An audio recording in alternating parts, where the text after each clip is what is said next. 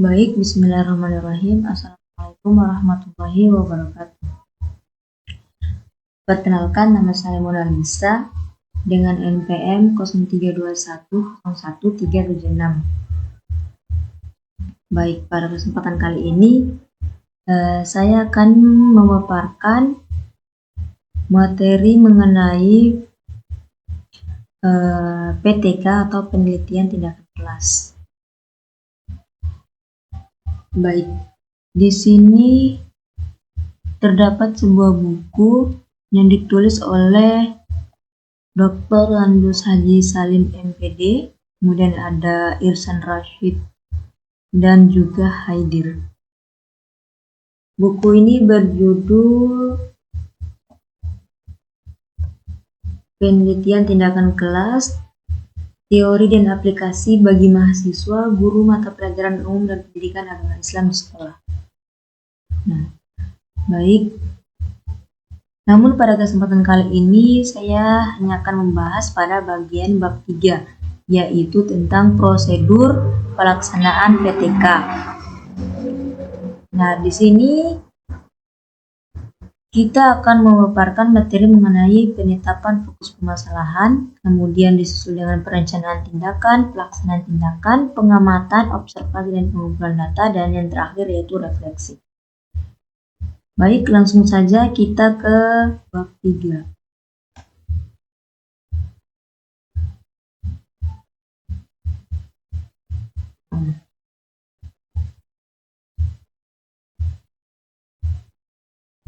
Bab 3, prosedur pelaksanaan PTK.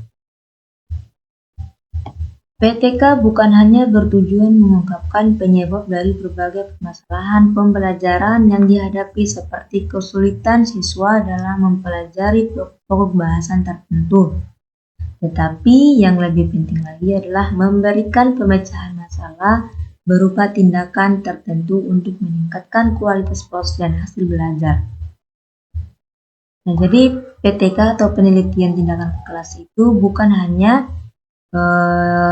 bertujuan untuk mengungkapkan sebuah penyebab dari suatu permasalahan, akan tetapi juga lebih ke memberikan pemecahan masalah berupa tindakan tertentu untuk meningkatkan kualitas dari proses atau hasil belajar itu sendiri. Nah, terdapat 3 hal penting dalam pelaksanaan penelitian tindakan kelas ini. Yang pertama, yaitu PTK adalah penelitian yang mengikut sertakan secara aktif peran guru dan siswa dalam berbagai tindakan. Jadi peran guru dan siswa itu sangat penting dalam penyusunan PTK ini.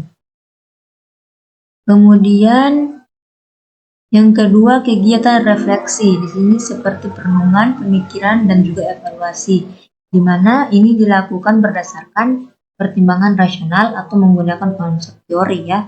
Kemudian yang valid guna melakukan perbaikan tindakan dalam upaya memecahkan masalah yang terjadi. Kemudian yang ketiga,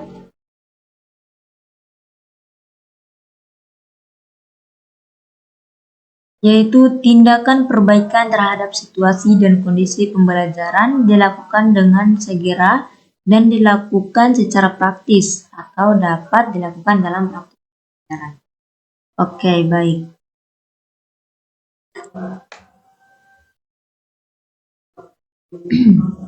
Nah, pada pembahasan berikutnya itu akan menguraikan prosedur pelaksanaan PTK yang meliputi ada penetapan permasalahan, kemudian perencanaan tindakan, pelaksanaan tindakan yang diikuti dengan kegiatan observasi, interpretasi, dan analisis serta juga refleksi. Nah, ada beberapa langkah-langkah pokok yang perlu ditempuh pada siklus pertama dalam PTK, dan kemudian siklus berikutnya. Yang pertama ada penetapan permasalahan, ya seperti yang sudah dijelaskan sebelumnya tadi, ada perencanaan, kemudian disusul pelaksanaan, pengumpulan data atau pengamatan juga observasi, refleksi, analisis dan interpretasi, juga terakhir yaitu perencanaan tindakan lanjutan. Nah, untuk lebih jelasnya nih, rangkaian kegiatan dari setiap siklus itu dapat dilihat pada gambar di bawah ini. Nah, ini gambarnya ya teman-teman. Di mana di gambar ini terdapat permasalahan pada siklus pertama ya. Ada siklus pertama, kemudian ada juga siklus kedua. Nah, langkah-langkah dalam siklus pertama ini sama dengan langkah-langkah yang ada pada siklus kedua, di mana ada permasalahan, kemudian dilakukan perencanaan, kemudian pelaksanaan tindakan 1, kemudian disusul dengan pengamatan atau observasi ya, pengumpulan data, dan kemudian terakhir yaitu refleksi. Nah, setelah permasalahan ditetapkan ya, pelaksanaan PTK dimulai dengan siklus pertama ya, yang ini, yang terdiri dari 4 kegiatan. Nah, apabila sudah diketahui keberhasilan atau hambatan dalam tindakan yang dilaksanakan pada siklus pertama ini, peneliti kemudian mengidentifikasi nih permasalahan baru untuk menentukan rancangan siklus berikutnya ya. Ini ada siklus kedua. Nah, kegiatan pada siklus kedua ini dapat berupa kegiatan yang sama dengan sebelumnya bila ditujukan untuk mengulangi keberhasilan ya. Maksudnya itu sama dengan siklus P1 ini, di mana di sini ada perencanaan, pelaksanaan, pengamatan, dan juga refleksi. Nah, ditujukan untuk mengulangi keberhasilan, untuk meyakinkan atau menguatkan hasilnya. Tetapi pada umumnya kegiatan yang dilakukan pada siklus kedua ini mempunyai berbagai tambahan perbaikan dari tindakan sebelumnya yang ditujukan untuk mengatasi berbagai hambatan atau kesulitan yang ditemukan dalam siklus sebelumnya. Ya, jika terdapat hambatan atau kesulitan pada siklus pertama, maka bisa dilakukan perbaikan pada siklus kedua ini. Ya, begitu. Untuk langkah-langkah kegiatannya sama dengan siklus sebelumnya. Ya, di mana di sini terdapat perencanaan tindakan, kemudian pelaksanaan, kemudian disusul dengan observasi atau pengamatan pengumpulan data, juga terakhir yaitu ada refleksi. Nah, dengan menyusun rancangan untuk siklus kedua ini, peneliti dapat melanjutkan dengan tahap-tahap kegiatan seperti yang terjadi pada siklus pertama ya. Jika sudah selesai dengan siklus kedua dan peneliti belum merasa puas juga dengan hasilnya, maka dapat dilanjutkan dengan siklus ketiga yang tahapannya itu sama juga dengan siklus 1 ini ya. Tetap tahapan itu sama jika peneliti masih merasa kurang puas dengan hasil dari siklus kedua ini tadi.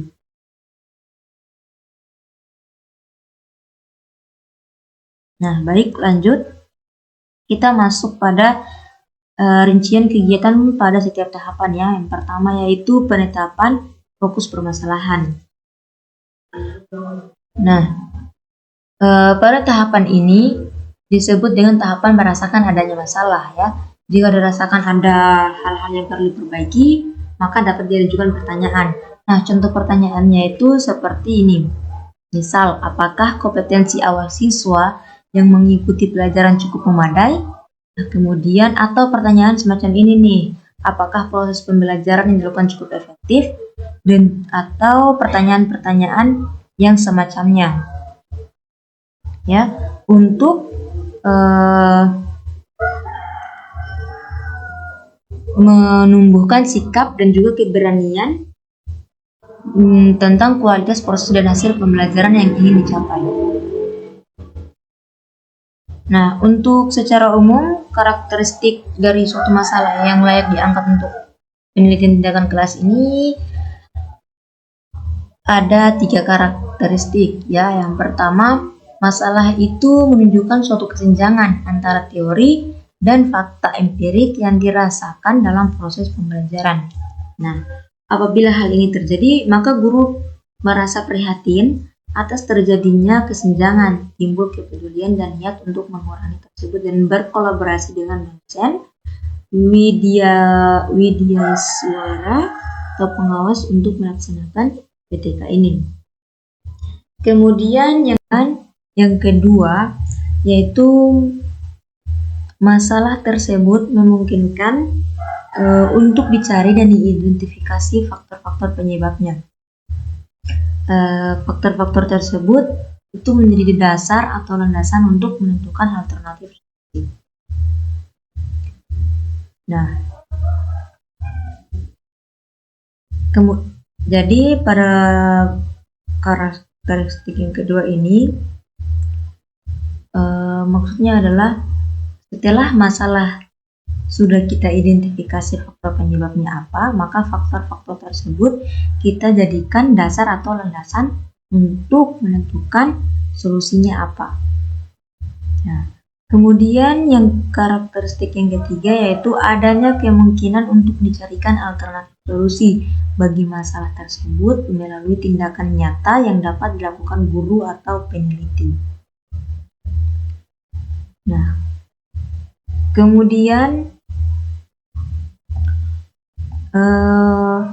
untuk menguji kelayakan masalah tersebut, maka kita bisa mengajukan pertanyaan-pertanyaan yang seperti di bawah ini.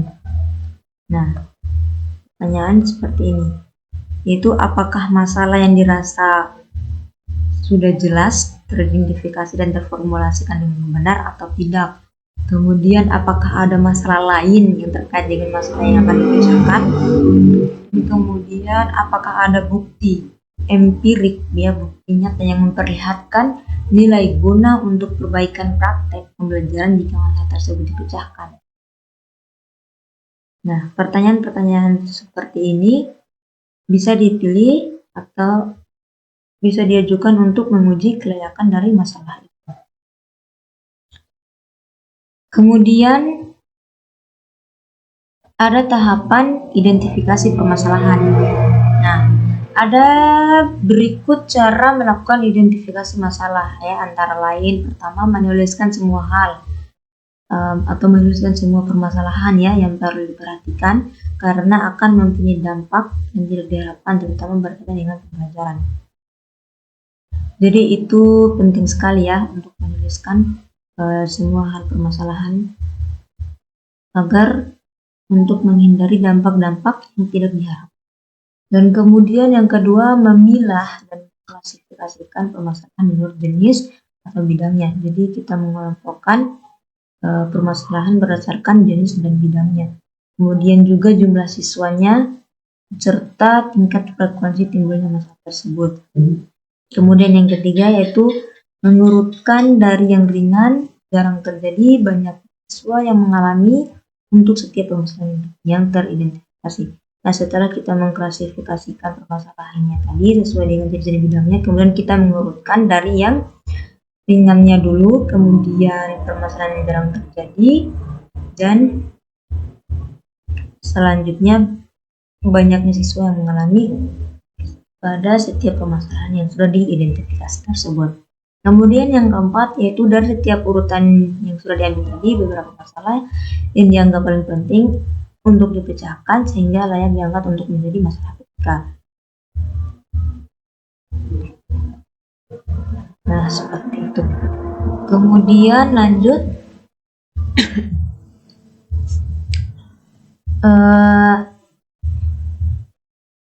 analisis masalah. Nah, untuk menganalisis masalah kita perlu melihatnya dari segi kelayakannya. Nah, adapun acuan dapat diajukan juga berbagai pertanyaan seperti bagaimana konteks, situasi atau iklim di mana masalah itu terjadi, apa kondisi-kondisi persyarat untuk terjadinya masalah itu, bagaimana keterlibatan masing-masing komponen dalam terjadinya masalah, atau pertanyaan-pertanyaan yang semacamnya.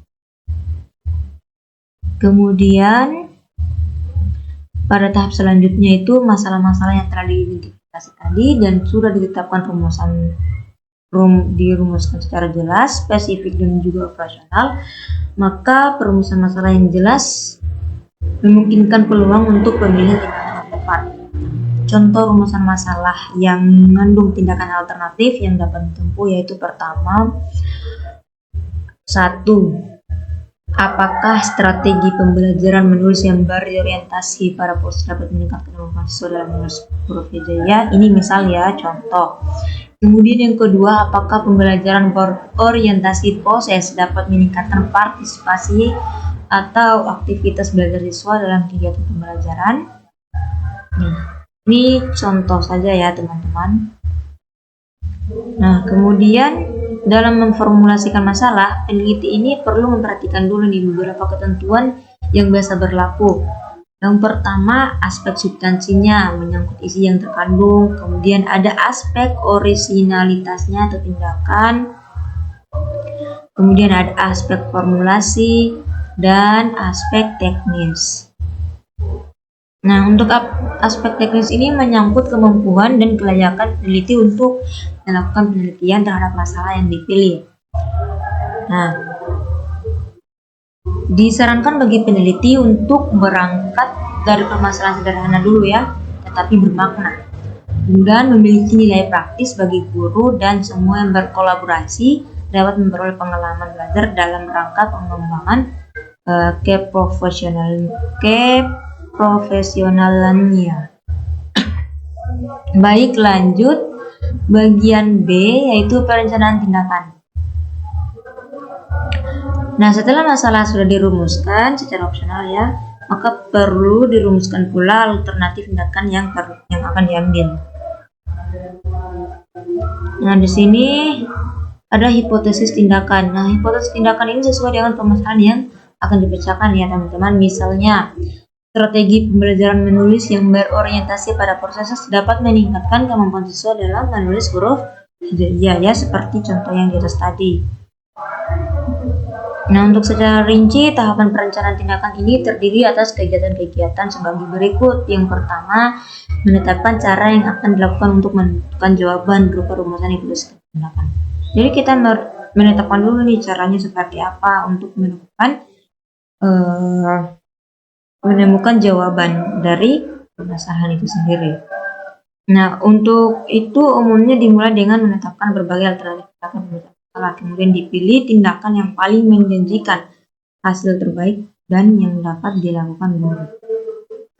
Yang kedua, menentukan cara yang tepat ya untuk menguji hipotesis tindakan tadi dengan menjabarkan indikator-indikator keberhasilan serta instrumen pengumpulan data yang dapat dipakai untuk indikator keberhasilan itu. Kemudian yang ketiga, membuat secara rinci rancangan tindakan yang akan dilaksanakan ya. Yang pertama itu seperti bagian isi mata pelajarannya dulu dan bahan belajarnya. Kemudian merancang strateginya atau skenario pembelajaran seperti apa. Kemudian menetapkan indikator tercapaian dan menyusun instrumen pengumpulan datanya. Baik, masuk pada bagian C, pelaksanaan tindakan. Nah, setelah perencanaan kita masuk pada fase pelaksanaan. Nah, pada tahap ini rancangan strategi dan skenario pembelajaran diterapkan.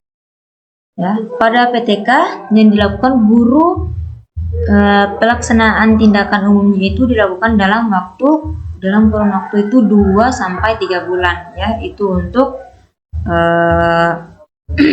waktu pelaksanaannya.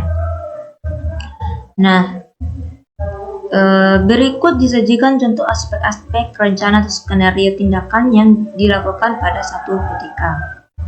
Yang pertama itu ada dirancang penerapan metode tugas dan diskusi dalam pembelajaran pendidikan agama Islam untuk pokok bahasan A, B, C, dan D.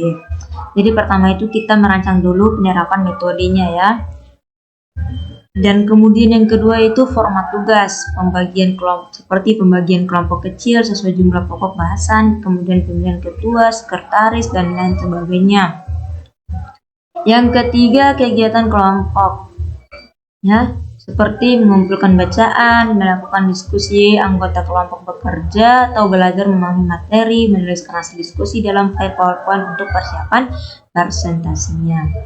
Kemudian yang keempat, presentasi dan diskusi pleno. Nah, jadi masing-masing kelompok itu menyajikan hasil kerjanya dalam pleno kelas. Guru itu sebagai moderatornya, ya. Kemudian melakukan diskusi dan kemudian menarik kesimpulan. Yang kelima, jenis data yang dikumpulkan. Itu bisa berupa makalah kelompok atau kayak PowerPoint hasil kerja kelompok ya. Kemudian siswa yang aktif dalam diskusi itu bisa dikumpulkan melalui jenis datanya. Kita masuk pada tahap D, yaitu pengamatan atau observasi. Ini setelah dalam proses tahap pelaksanaan tadi ya. Nah, pada tahapan ini sebenarnya berjalan secara bersamaan pada saat pelaksanaan tindakan. Nah, jadi pada tahap pengamatan, observasi, dan pengumpulan data ini sudah berjalan bersamaan dengan tahap pelaksanaan tindakan. Nah,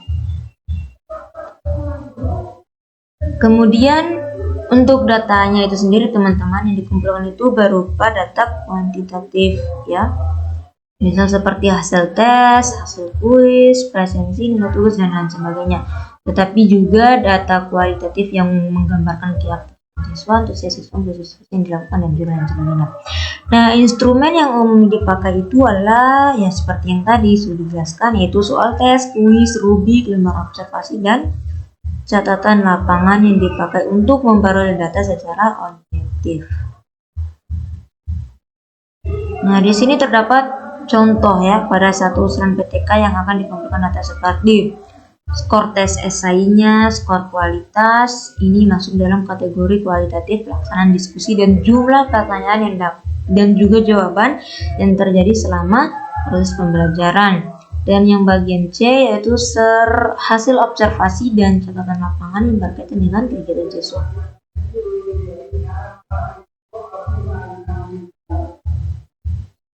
Nah, setelah datanya sudah dikumpulkan, maka itu kita hendaknya perlu mengeceknya terlebih dulu untuk mengetahui keabsahannya ya.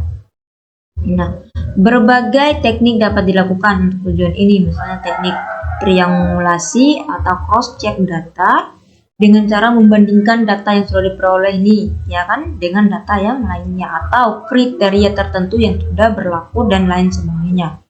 Nah, data yang telah dikumpulkan tadi itu memerlukan analisis lagi. Kita lakukan analisis lagi lebih lanjut untuk mempermudah penggunaan maupun dalam penarikan kesimpulan. Nah, itu untuk berbagai teknik analisis statistik dapat digunakan juga. Yang terakhir yaitu refleksi. Nah, pada tahapan ini itu masuk pada tahap mengkaji secara menyeluruh tindakan yang sudah dilakukan tadi ya, mulai dari perencanaan, pelaksanaan, observasi atau pengumpulan data tadi ya. Di sini semua dikaji dalam tahap refleksi.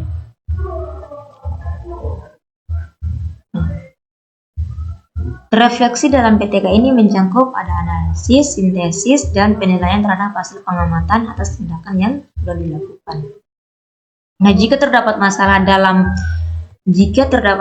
dan proses refleksi, maka dilakukan proses pengkajian ulang melalui siklus berikutnya meliputi kegiatan perencanaan ulang, tindakan ulang, pengamatan ulang sehingga permasalahan itu dapat diatasi. Nah, maksudnya ini jika terdapat hambatan atau kesulitan tadi ya, maka bisa dilakukan pengulangan ya, pengkajian pengulangan seperti melanjutkan siklus. Tadi kan jika terdapat kesulitan pada siklus pertama, maka kita bisa melakukan juga siklus kedua. Namun jika merasa masih belum puas pada siklus kedua tadi, maka kita bisa melanjutkan pada siklus ketiga untuk mengatasi permasalahan itu sendiri sehingga kita bisa dapat puas dengan hasil penelitian kita. Baik, mungkin hanya itu saja yang dapat saya paparkan. Lebih dan kurangnya mohon dimaafkan. Akhir kata, wabillahi taufiq wal hidayah. Wassalamualaikum warahmatullahi wabarakatuh.